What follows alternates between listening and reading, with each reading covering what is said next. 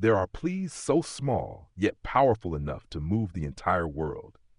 A child, only a few years old, standing in the middle of a slave market, once said to a stranger, "Please take my mother with you. You do not need to take me." That sentence did not only shatter the heart of anyone who heard it, but it also marked the beginning of a journey of healing, where people who seemed to have lost everything found hope, love, and the meaning of family once again. This story is not only about the brutal past of America, but also a reminder of the power of compassion, because sometimes just one small choice, reaching out to save another person, can change the course of destiny. If this story has touched your heart, do not forget to like, subscribe, and share so that many others can hear it too. Texas, the year 1870. Beneath the scorching sun, the cattle market on the border reeked of sweat, red dust, and flesh. People traded everything: cattle, pigs, horses. But in the darkest corner, where even the light did not want to enter, human beings were lined up like livestock. Their hands were bound, their legs folded under them, eyes dried out, and their skin burned raw from the heat. To the traffickers, the exhausted ones were no longer people. They were broken goods waiting to be discarded once the market was over. Louis Carter walked past without turning his head. A man in his 30s, broad-shouldered, with a limp from an old injury, his wide-brimmed hat pulled low to hide most of his face. He was not here for anyone else, only to buy some veterinary medicine for his horses. His life had been reduced to nothing but work ever since a fever had taken his little daughter, and his wife had followed soon after.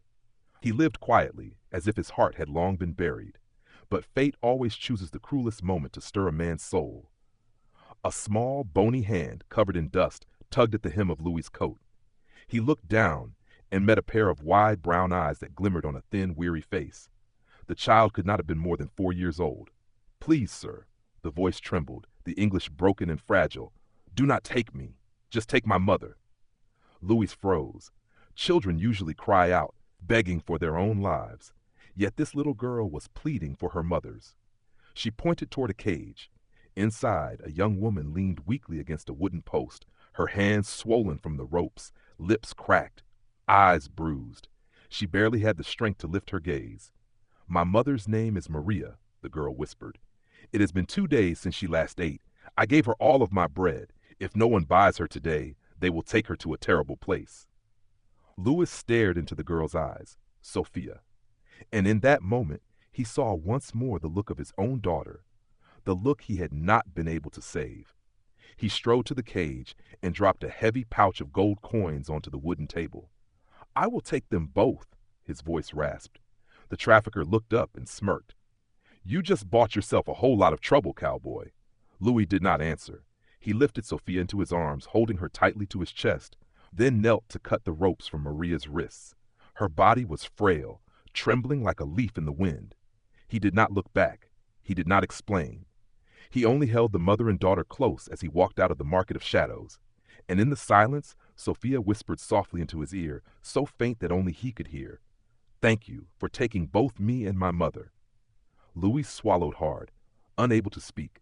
But deep inside, something he thought had long since died began to stir once again. The road back to Louis Carter's ranch stretched out beneath the blazing Texas sun. On horseback, little Sophia sat pressed against his chest, her tiny hand gripping his coat, her wide eyes open, but strangely silent. Behind them, Maria, the mother, was strapped securely with a blanket, her body limp, still unconscious. Louis' ranch lay at the far end of a valley, hidden among cottonwood trees and wild grasslands. He had once chosen that place to shut out the world, so that no one would remind him of the family he had lost. But today, that old house would have to open its doors to 2 new lives. He carried Maria inside, and it felt like holding a brittle branch ready to snap. His eyes drifted, almost by accident, toward the dusty room that had once belonged to his daughter. Wooden toys still rested on the windowsill. A tiny pair of shoes lay untouched beneath the bed. And in a carved oak frame, the radiant smile of the child he had failed to save remained frozen in time. Louis laid Maria down on that very bed, his hands trembling slightly. Then he turned to light a fire and prepare medicine. Sophia stood in the doorway, her brown eyes red with tears. "Mama, she is so hot," she whispered. pressing a hand to her own forehead to compare. Louis nodded. We will bring her fever down. He boiled water, ground willow bark, and mixed it with molasses to make a pain reliever. With hands that had only ever known reins and hammers, he carefully cleaned the wounds, bandaged her swollen wrists, and wiped away the bruises on Maria's face. He showed Sophia how to wring out a cloth and lay it gently across her mother's brow. The little girl climbed onto the bed, pressing the cool rag against her mother's skin, her lips trembling as she whispered, "Mama, I am here. Please wake up." Louis stepped back, leaning against the doorway. For the first time in years, that room glowed with life again. Candlelight, breathing, and the small, patient hands of a child caring for her mother. Inside his chest, something that had long turned to stone began to stir. Night fell. Sophia curled up at the foot of the bed, while Louis sat outside the door, his rifle across his lap, keeping silent watch. 2 days passed, and Maria remained motionless. On the morning of the third day, as Louis changed the bandage on her wrist, her hand suddenly trembled. A faint groan escaped her lips. Her heavy eyelids lifted, revealing deep, dark brown eyes flickering with fear. Louis stopped, his voice low and steady. "It is all right. You are safe now." Maria tried to rise, but pain in her ribs forced her into shallow breaths. Her wild gaze locked on him, like a cornered animal ready to flee at the first chance. "Mama," Sophia's cry broke through, small yet desperate. She rushed forward, throwing her arms around her mother. Maria's body shook as tears spilled down her cheeks. She clutched her daughter tightly, trembling not from pain, but from the overwhelming relief that they were still together. Louis quietly turned away, giving them space. He sat at the kitchen table, staring at his calloused hands, hands made for reins, for mending fences, for driving cattle. Yet over the past 3 days, they had learned how to bandage wounds, stir porridge, and hold on to the fragile breath of a dying woman. From the bedroom came the sound of stifled sobs mingled with Sophia's giggles, and inside Louis' chest, the weight he had carried for so long began to crack, just a little. Not yet healing, but certainly a beginning. The quiet morning at the ranch was torn apart by a scream. Louis startled, dropping the bucket of feed for the horses. His heart pounded as he rushed toward the house. When the door burst open, the sight inside made him freeze. Maria stood in the middle of the small room, her hair disheveled, her eyes wild. In her hand she gripped a wooden comb like a weapon, her arm trembling but raised high, ready to strike. Her breath came in gasps, her chest rising and falling, the bruises on her wrists still raw. "Stay away from me!" Her voice was hoarse, yet sharp as a blade. "If you touch me, I swear I will kill you." Louis stopped at the threshold, slowly raising both empty hands. His voice was deep, steady, as if speaking to a wounded animal. "Maria, it is all right. You are safe now." But Maria heard nothing beyond the pounding of her own blood. Her whole body shook with the fury and fear she had carried for so long. She lunged at him, striking his shoulder with the comb. Once, then again. The blows were weak, not enough to harm him, but they carried all her rage and humiliation. She broke into sobs, her cries spilling out between the strikes. "You bought me. You think that means I belong to you? Just another piece of property on your land?" Louis did not dodge. He did not resist. He stood still, silent, letting her storm break, letting her fury burn itself out. When her arm finally gave way and the comb slipped from her fingers onto the floor, he spoke a single word: "No." Then he turned and walked out, leaving the heavy silence behind. Maria collapsed to the ground, covering her face, her shoulders trembling.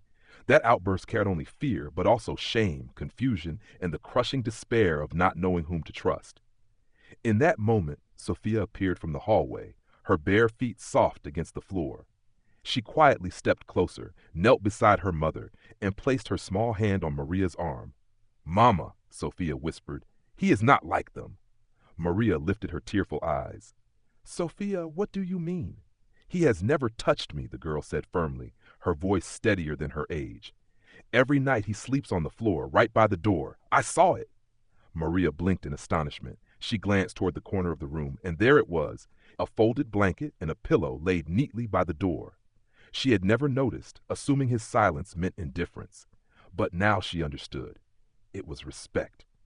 Her gaze lingered on the small table where a faded photograph stood, a little girl, smiling brightly, holding a lamb in her arms. Beside it lay a hand-stitched blanket trimmed with blue thread. Something inside Maria's chest ached sharply. That night, Louis brought in a tray of food and set it gently at the door. Maria only nodded, saying nothing. He nodded back, then closed the door softly behind him.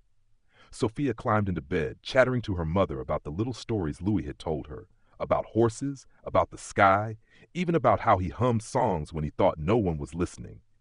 Maria found herself laughing, the first true laugh she had released after days of living in fear. When she blew out the lamp, she did not lock the door, because deep down, she knew she no longer needed to. The Texas sun blazed over the hills when three strangers appeared on horseback.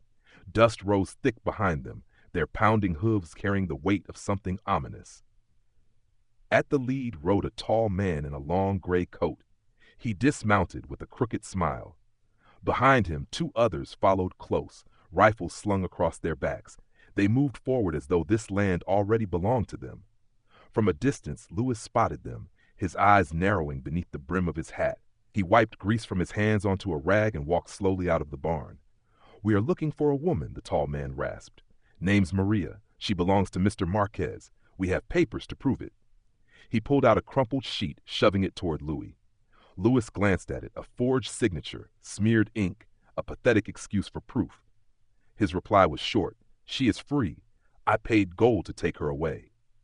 "No," the man sneered, stepping closer. "All you bought was time. Now she belongs to us. Do not make this harder than it needs to be. Hand her over, and we will be gone." From the porch, the curtain shifted. Maria stood there, clutching Sophia tight against her dress. Fear shone clearly in their eyes. Louis turned, his voice hard as iron. "Get off my land." One of the men behind snarled, "And if we do not?" Louis stepped forward, his body taut as a drawn bow. His hands never touched his gun, yet the look in his eyes, the weight of his stance, made the three men falter. "I paid gold to save them," he said slowly, "and I will pay in blood if I must." The leader barked out a laugh. "You think you are some kind of hero?" But before the words could fully leave his mouth, one of the others reached for his rifle. Louis was faster. He yanked a hidden lever on the fence post, revealing a shotgun already primed. The blast shattered the midday air. The man screamed, collapsing to the ground. The other two drew their weapons instantly. Bullets sliced the wind, one tearing through Louis's arm, blood soaking his shirt.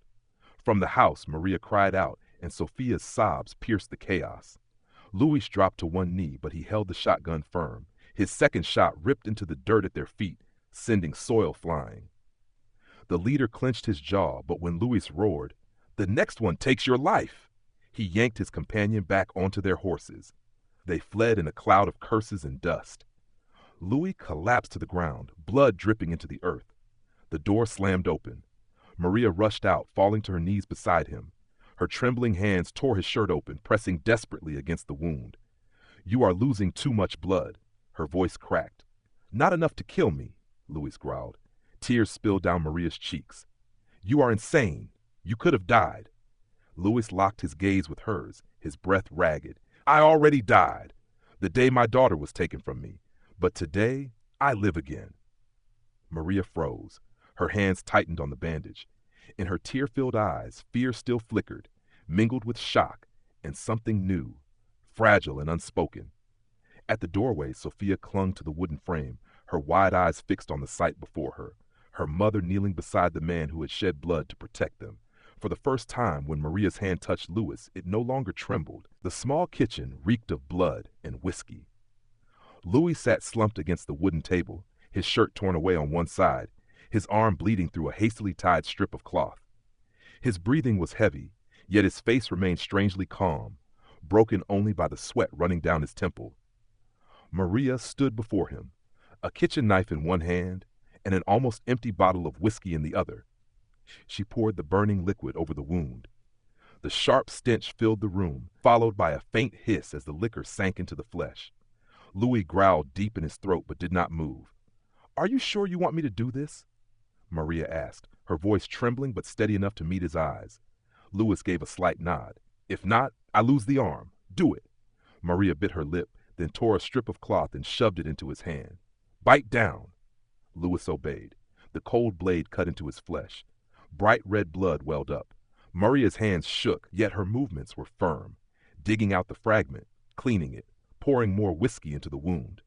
Louis clenched the cloth between his teeth, his whole body rigid as a bowstring ready to snap. When she finished, Maria wrapped the bandage tight and secure. Louis leaned back in the chair, spitting out the rag, his voice hoarse. "You have done this before." Maria panted, wiping the blood from her hands. "I had a brother in Sonora, always getting into fights. I patched him up more times than I can count." For a moment, silence fell over the kitchen. The fire in the stove crackled softly. They sat across from each other, their eyes meeting without turning away for the first time. Maria's gaze drifted to the mantel. A photograph rested there, a little girl with curly hair, cradling a lamb, her smile radiant. Maria whispered, "She looks like Sophia." Louis nodded, his eyes heavy. "Her name was June. 3 days of fever, and she was gone. A month later, my wife followed." Maria froze. The words were simple, but the weight of loss hung thick in the air. Slowly, she laid her hand on the wooden table, palm open, not touching him, but close enough. A small gesture, but deliberate. "You are lucky," she said softly. Louis's brow furrowed. "Lucky? Lucky to have been loved that deeply." He was silent. Then, after a long pause, he placed his rough, calloused hand over hers. His scarred fingers covered the fragile skin once bound by chains, and yet they fit. Maria did not pull away. In her dark eyes, fear gave way to something else, fragile but warm. "You need rest," she whispered, her fingers brushing lightly across his knuckles. But neither withdrew their hand. They sat there, two broken lives, bound together not by duty, but by the fragile spark of trust just beginning to grow. The Texas afternoon stretched wide in golden light. Louis led a small horse with a coat speckled in white. On the saddle, Sophia sat upright, her tiny feet dangling, her hands gripping the reins as if she were carrying out the most important duty of her life. "Hold steady, do not rush," Louis said, his deep voice gentle. The horse walked slowly, calm as a breeze. Sophia giggled, her cheeks flushed from the sun, her eyes sparkling with joy. She glanced down at Louis, pride lighting her face. "Did I do it right?" Louis allowed a rare smile. "Better than many grown folks." Sophia beamed. Then, without warning, she let go of the reins and leapt toward him. Louis quickly caught her, lifting her into his arms. She wrapped her arms tightly around his neck, pressing her face against his chest, and whispered with a trembling but hopeful voice, "Can I call you Papa?" Louis froze. His chest tightened, his throat locked. A question so small, yet it made the entire prairie fall silent. Even the wind seemed to stop, leaving only the thunder of his own heartbeat. He could not speak. He only held Sophia closer, as if his embrace was the answer. From a distance, Maria stood by the fence, a basket of freshly picked apples in her hands. Her steps faltered when she heard her daughter's voice. The sight before her made her heart quiver. Sophia burying her face in Louis's chest, and Louis holding her as if she were the most precious thing in the world. The basket slipped from Maria's hands, apples rolling across the grass. She covered her mouth, but the tears came anyway. She cried, not from fear, but from release. She cried for every night Sophia had shivered, for the long months she believed no man could ever be worthy of trust. Now right before her eyes there was one, a man who had shed blood to protect them, who held her daughter with his whole heart. Maria sank to the ground, laughing through her tears. And in that moment, for the first time, she believed that a new family was being born. That night, after Sophia had drifted into sleep, Maria stood at the doorway of Louis's room. The lamplight cast his shadow against the wall, a strong figure, yet lined with weariness. His wounded arm was still wrapped in bandages, but the weight upon him was no longer the bullet. She stepped inside, her voice soft as a breeze. "Sophia, called you Papa." Louis slowly, his eyes steady. He nodded. "I heard." The silence between them lingered, but this time it was not the silence of survival. It was the silence of waiting for something gentler. "She has never called anyone that," Maria whispered. "You have given her something I thought she would never have again." Louis said nothing. He simply lifted her hand, pressing a gentle kiss to the fingers that once bore the scars of chains. Maria trembled, but she did not pull away. Weeks later, on a bright morning, Louis emerged from the old blacksmith's shed. In his hand was a brass ring, forged from the metal of the very gun that had once saved Maria's life. It was not polished, not perfect, but it was warm and strong, like the love he held for her. Maria sat on the porch, brushing Sophia's hair. Her simple white dress swayed in the wind. As Louis approached, his heart pounded, yet his voice remained firm. I lost everything, but you and Sophia, you gave me a reason to live again.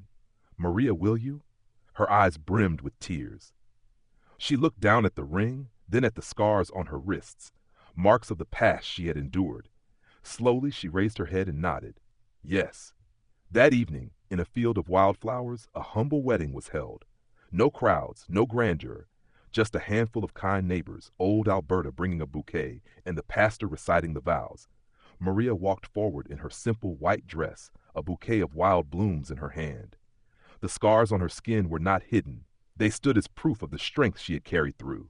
Sophia scattered petals from a basket nearly as big as she was, her face alight with joy. Louis waited, his hair combed, his shirt clean. But it was his eyes, warm, tender, that made Maria falter for a heartbeat. When she reached him, he whispered, You deserve the white dress. The vows were spoken. Their kiss was not a blaze of passion, but a slow, certain sealing, two broken pieces fitting at last. Sophia ran forward, clasping both their hands, shouting with glee, Now we are a family. Louis looked at Maria. Maria smiled through her tears and whispered back, Yes, a family. The days after the wedding passed quietly, yet within that quiet grew a new rhythm of life. In the mornings, Maria worked in the kitchen. The first time she burned the eggs, smoke filled the room, but Louis ate them all without a single complaint. Sophia delighted in helping grind beans, her tiny hands messy, her bright eyes glowing as if she had just accomplished the greatest task of her life. In the afternoons, they sat together on the porch.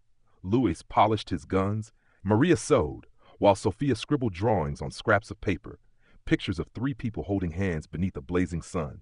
She pinned each picture to the wall by the fireplace, a spot that once held only a dusty old photograph. One evening, as the fire crackled softly, Maria whispered in English with a touch of Spanish, Now we are familia. Louis looked up, gave a simple nod. Yes, now we are a family. Slowly, they found their rhythm. Louis taught Sophia to ride horses and work leather. Maria patiently learned more English and sometimes taught both of them a few words in Spanish. One evening she cooked pozole, the traditional soup. Louis finished the whole pot and asked for seconds, sending the whole household into laughter. On Sundays, they went to church together. Maria sat beside Louis, her wrists uncovered. No one dared whisper or judge, not after all Louis had done to protect her, and not after the wedding in the field of wildflowers that the whole town had witnessed. One afternoon, Maria opened an old chest in the attic and found a little yellow dress, a relic of June, the daughter Louis had lost.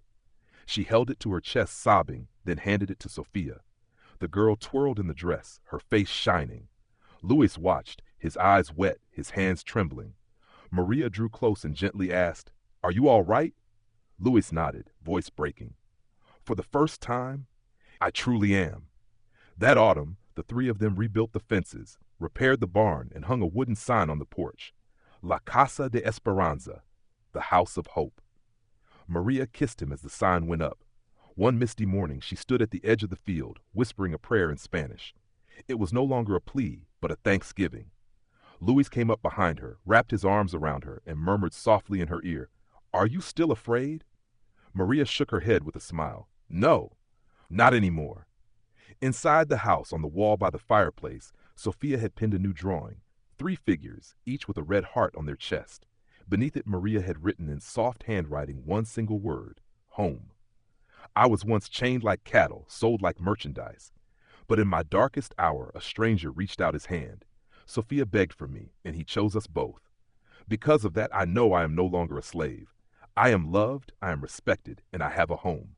A place where my daughter can call with laughter, and I can call with my heart. This story makes me believe that sometimes one small choice is enough to change an entire destiny. Compassion can save not just one person, but generations after them.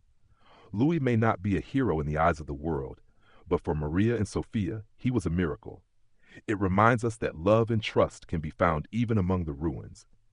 If this story has touched your heart, please like, subscribe, and share so you will not miss the journeys yet to come.